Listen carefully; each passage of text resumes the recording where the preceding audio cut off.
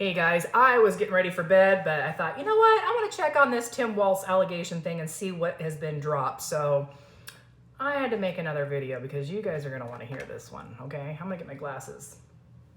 This is serious business.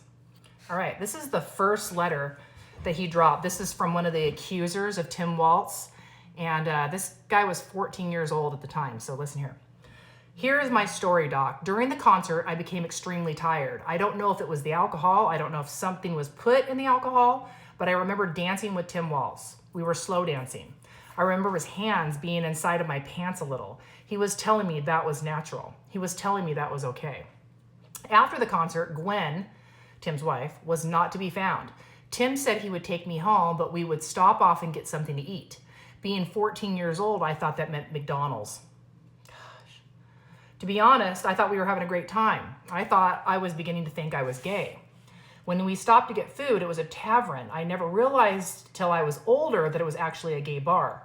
There were only a couple women in the entire place, but they were not really women. I don't remember how long we were there. I don't remember the drive back home at all. The next thing I remember, I was naked and I was in the home of Tim Walz. He was, oh my goodness, I just lost myself. He was giving me oral. I remember it only took seconds, maybe a minute to finish. I thought this meant I was gay. I thought this meant I really was gay.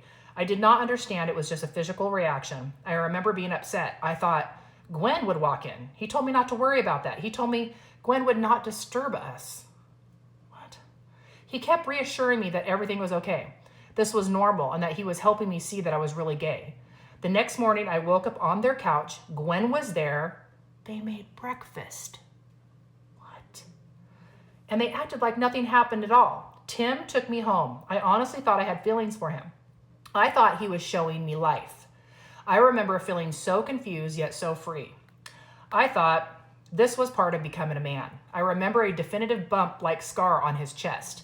He told me all kinds of secrets. He told me he was almost deaf from his time in the military. He told me he had served in the Persian Gulf War. When I finally got home, I did not tell my parents anything. I thought that I had feelings for Mr. Walz. He told me secrets about himself. At least I thought they were secrets.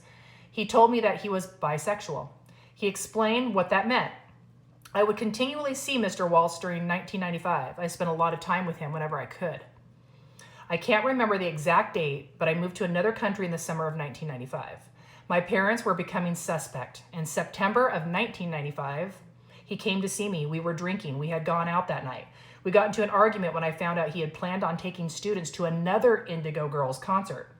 On that night, he left very angry. That is the night he got pulled over for drunk driving. He called me and told me what happened. He told me he was going to be fired from his football job. At this time, I was in a different school district. This is when I started to learn I was not gay.